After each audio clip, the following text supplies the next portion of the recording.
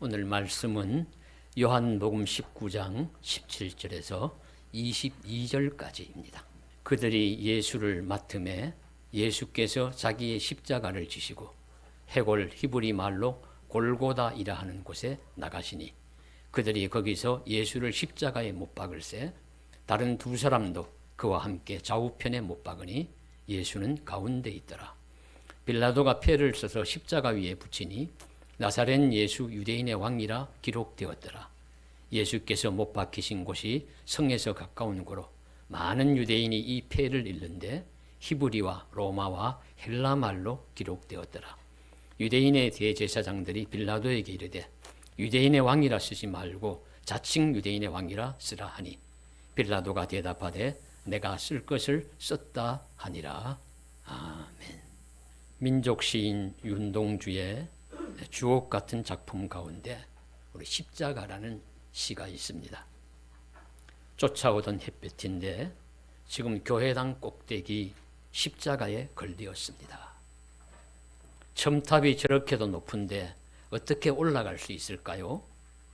종소리도 들려오지 않는데 휘파람이나 불며 서성거리다가 괴로웠던 사나이 행복한 예수 그리스도처럼 십자가가 허락된다면 모가지를 들이우고 꽃처럼 피어나는 피를 어두워가는 하늘 밑에 조용히 흘리겠습니다. 식민지 조국의 암담한 현실을 보면서 지식인으로 무기력하게 살아가는 자신을 부끄럽게 여기며 성찰하는 시로 알려져 있습니다. 이 시에 사용된 십자가는 민족의 고통을 의미합니다. 그 고통에 자신의 순교자적인 희생을 통해서 도달하고자 했던 의지를 우리 십자가로 표현하였습니다. 하필이면 자신이 쫓아오던 햇빛이 저 십자가 첨탑 위에 걸렸다. 저렇게 높은데 어떻게 올라갔을까? 자기는 뜻은 높은데 도달하려고 해도 도달하지 못한 그 이상. 그래서 그 밑에서 서성거리며 방황하는 그런 자신에게 예수께서 십자가를 허락해 주신다면 내가 달개지고 피를 흘리고 그 피가 거름이 되어서 꽃을 피우는 것 같이 나라와 민족의 그 아름다운 꽃이 피는 것과 같은 그런 소망을 또 노래하는 그런 십자가라는 시였습니다.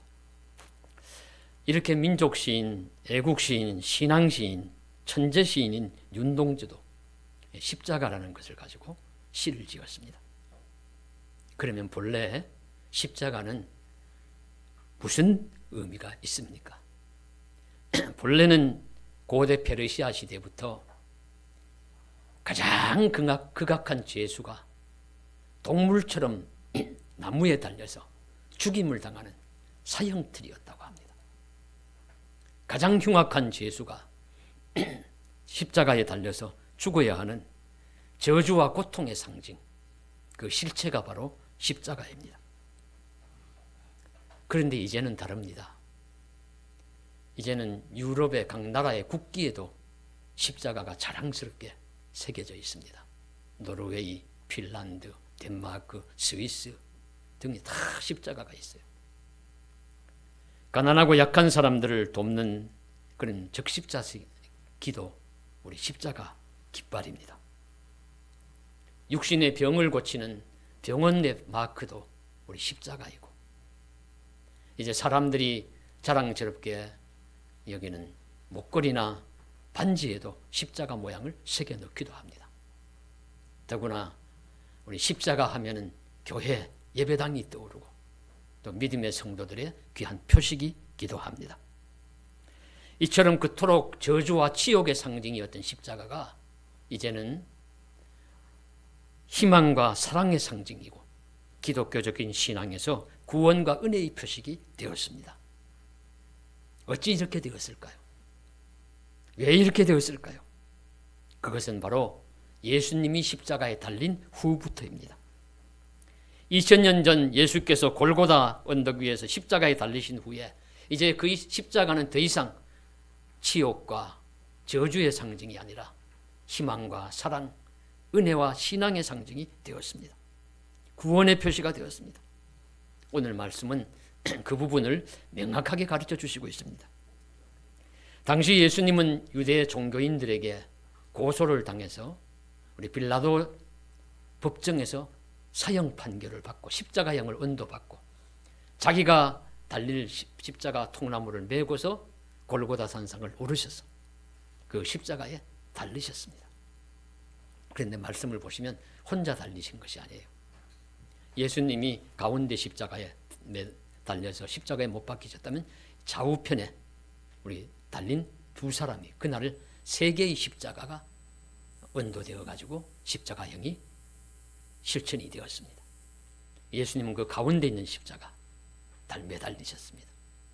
좌우편에는 우리 누가복음 23장에서 보시면 두 사람의 행악자가 달렸다고 하고 마태복음 27장에서는 강도라고 표현을 하고 있습니다. 만일 가운데 선 십자가에 예수님이 이들과 같이 행악자들이나 강도였다면 십자가는 여전히 저주와 심판과 고통과 멸망의 상징이었을 것입니다. 그러나 가운데 선 십자가에 달린 예수는 다른 분이었습니다.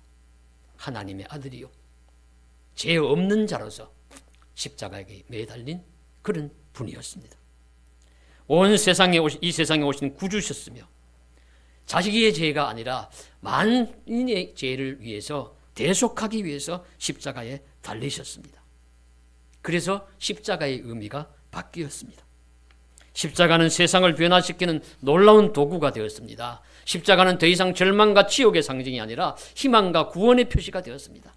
얼마나 많은 사람들이 십자가를 바라보며 변화를 받았습니까? 삶에 절망하는 얼마나 많은 사람들이 희망, 소망을 얻었습니까? 고통 속에서 몸부림치던 얼마나 많은 사람들이 새로운 구원의 길을 걸어갔으며 얼마나 많은 사람들이 십자가에 대한 시를 쓰고 그림을 그리고 노래, 음악을 만들었습니까?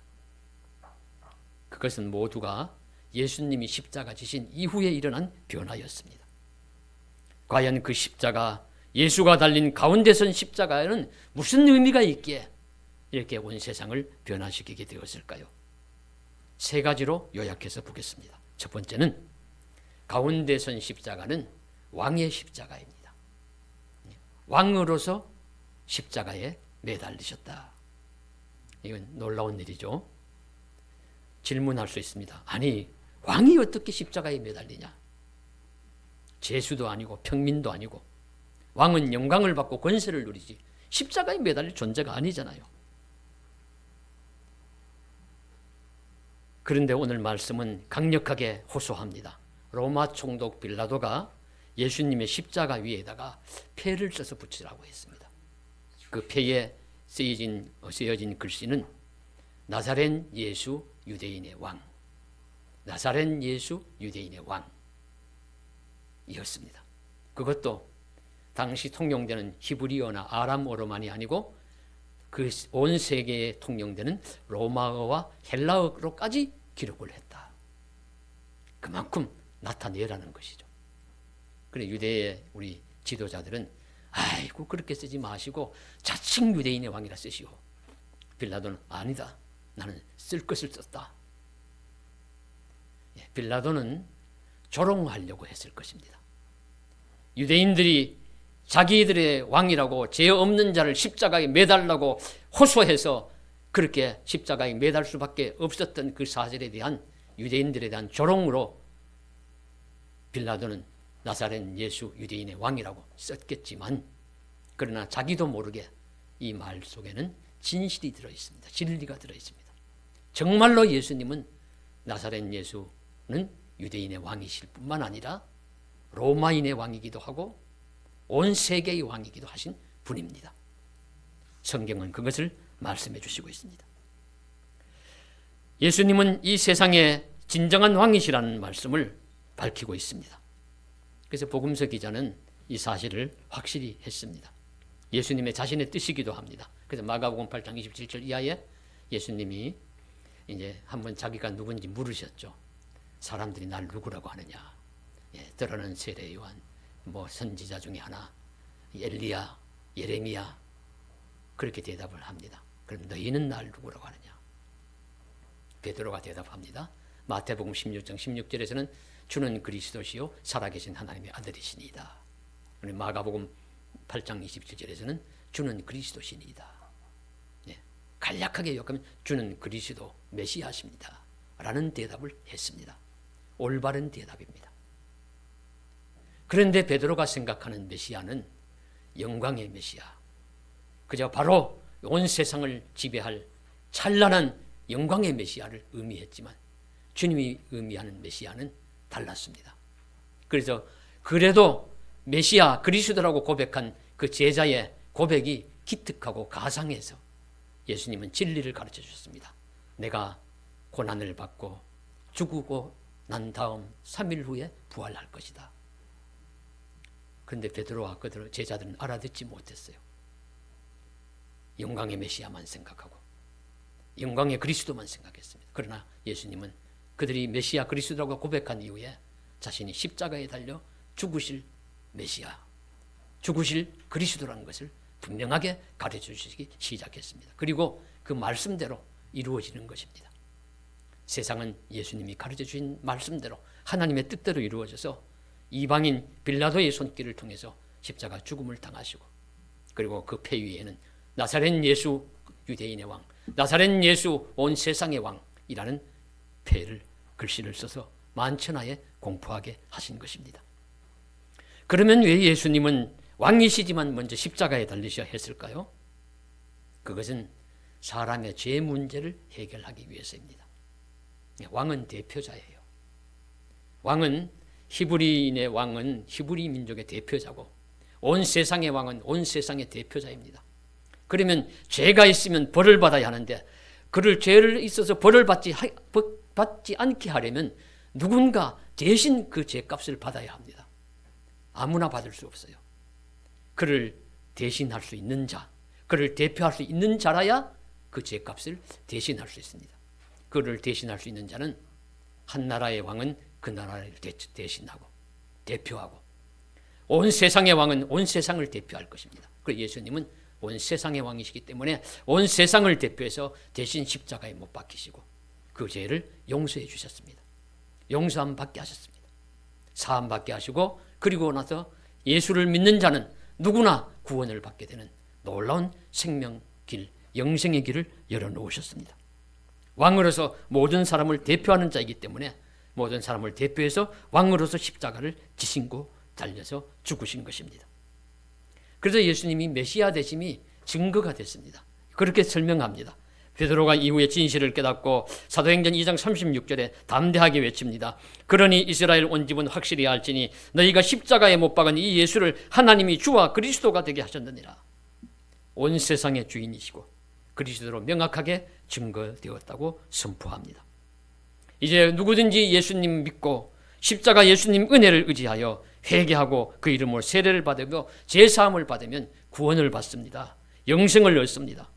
그래서 십자가는 세상의 진정한 왕이신 예수가 달려 죽으심으로 그가 하나님이 보내신 메시아요 그리스도 인생의 구원자가 되신 증거와 표식이 된 것입니다.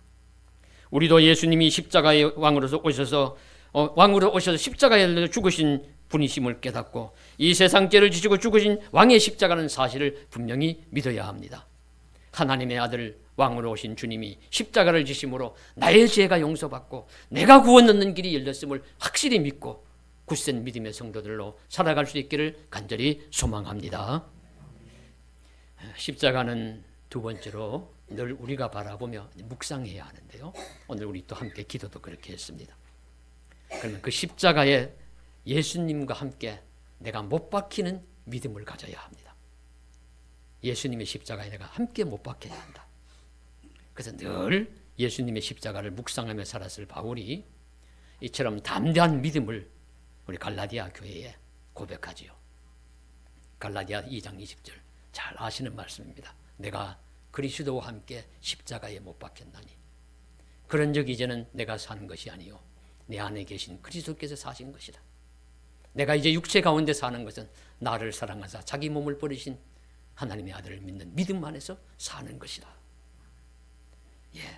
이 말씀 그대로 우리 곡절을 붙여가지고 우리 복음성도 있죠. 내가 그리스도와 함께 십자가에 못 박혔나니. 예, 중요한 점은 내가 정말 십자가에 못 박히느냐. 예, 못 박힌다는 것이 얼마나 아픈 것인가. 예, 우리 못 박히는 건 고사하고 우리 십자가 지는 것도 너무 무겁고 힘들어요. 이 십자가 메고 가는 것도 너무 어렵고 힘든 것입니다. 안톤 레인지라는 브로드웨이에서 30년 동안 예수님의 역할을 해온 연극 배우가 있었습니다. 그 무대 뒤에는 항상 십자가 소품이 놓여 있습니다. 브로드웨이를 방문하고 연극을 감람한 한 부부가 연극이 끝난 다음에 기념사진을 찍기 위해서 무대로 올라갔습니다. 그래서 아이고 이까지 올라왔으니까 십자가를 한번 쥐고 사진 찍어야 되겠다. 그래서 십자가를 메려고 하는데 너무 무거워서 꼼짝도 하지 않는 거예요. 그래서 깜짝 놀라서 그 배우 안톤 레인지에게 묻습니다. 아니 연극의 연기로 하는 것인데 왜 이렇게 무거운 십자가를 사용합니까? 그렇게 물으니까 그가 진지한 음성으로 대답합니다. 연극의 연기로 하는 가벼운 십자가만 가지고는 도저히 그분을 겪으신 고통을 이해할 수가 없고 연기해낼 수가 없습니다. 연기일지라도 무거운 십자가를 져야만 그분의 겪으신 고통을 조금이라도 제가 이해하고 연기를 할 수 있습니다. 그렇게 대답을 했다고 합니다. 연기를 해도 그냥 가벼운 십자가 하면서 무거운 것처럼 해서는 안 된다는 거죠. 정말로 무거워서 억지로 본인이 들을 수만큼 하는 것을 메고 해야 십자가의 그 무게를 알 수 있다. 하물며 십자가에 못 박힌다고 하면 그 고통이라는 것이 얼마나 크고 아프겠습니까? 상상 속의 이야기만이 아니고 실제로 당하신 고통이고 아픔입니다. 하늘의 하나님이 나를 위해 오셔서 당하신 거룩한 희생이었다고 우리 그리스도인들은 믿습니다. 십자가의 무게를 짊어지는 것만도 아닌 십자가에 못 박히는 고통까지도 느끼라고 한다면 누가 연기라도 할 수가 있겠습니까? 그래도 우리는 주님의 십자가는 실제였다는 사실을 우리는 알아야 합니다. 잊지 말아야 합니다.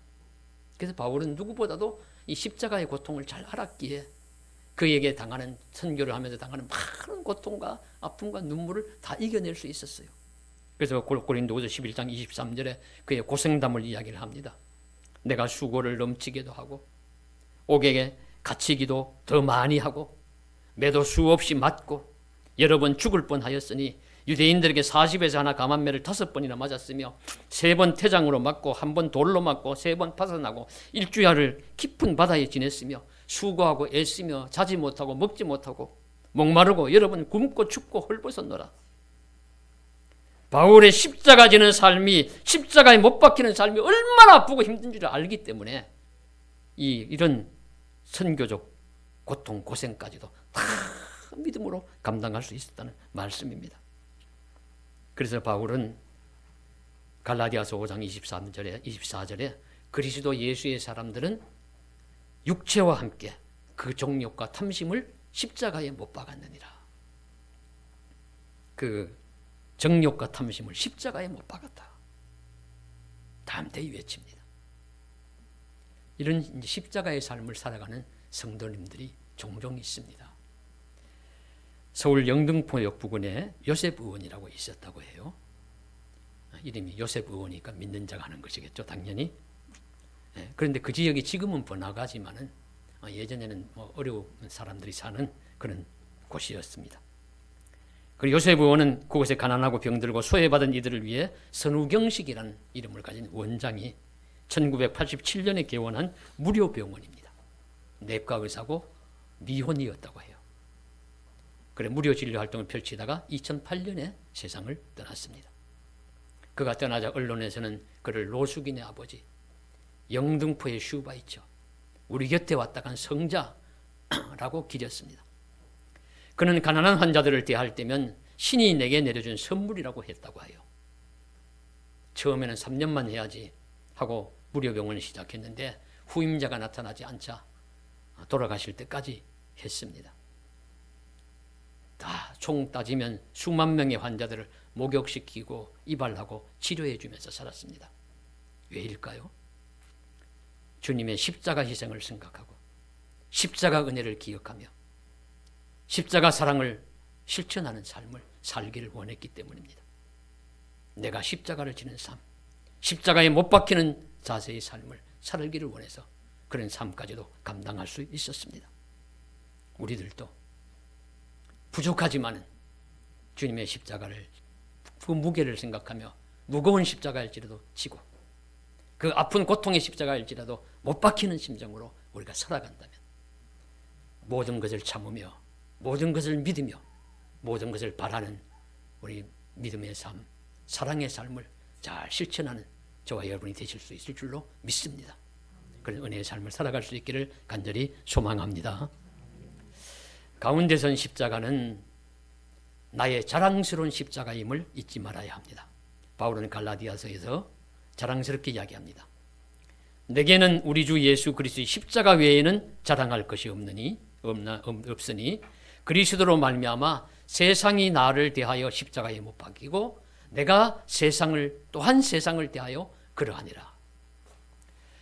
내가 세상에 대해서 십자가에 못 박힌다는 것은 우리가 익히 다가오는데 세상이 나를 위해서 십자가에도 못 박힌다고 해요. 내가 세상을 위해서 주님과 함께 십자가에 못 박히면 세상도 나를 위해서 십자가에 못 박힙니다.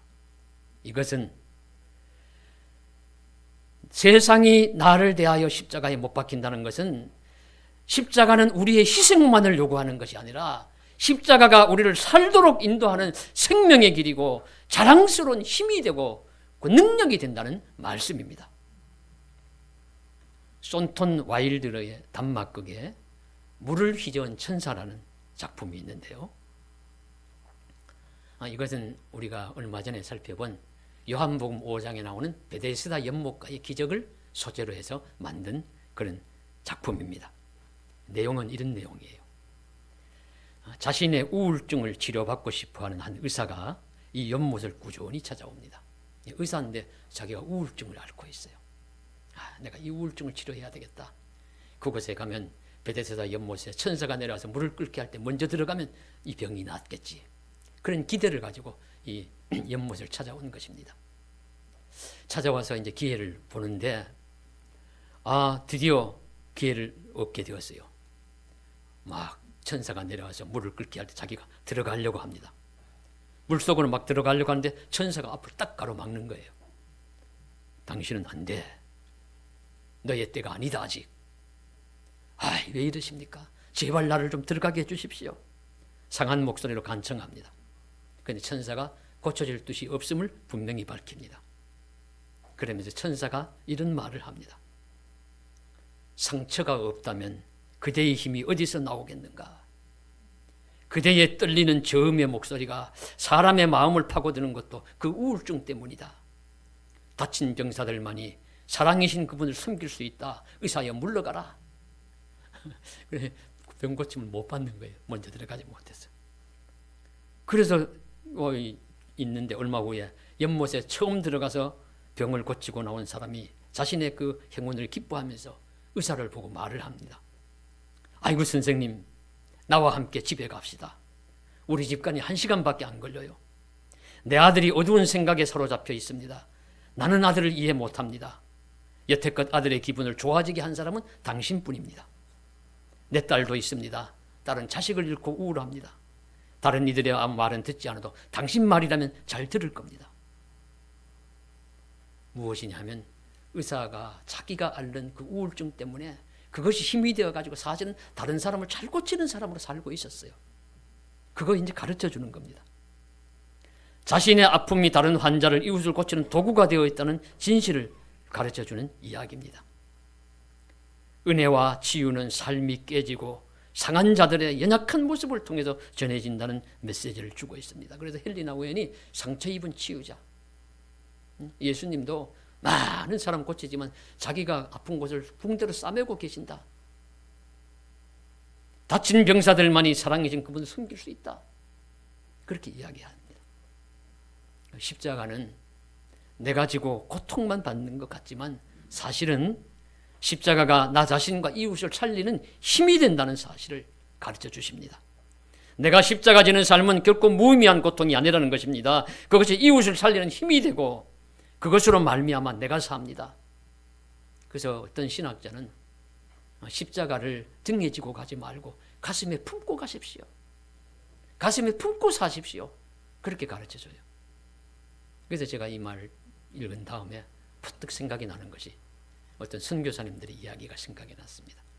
그래, 아프리카에 선교를 간 선교사님이 선교를 하다가 이제 함께 길을 가는데 앞에 급류가 흐르는 냇가가 급류가 물이 콸콸콸 흐르고 있는 거예요.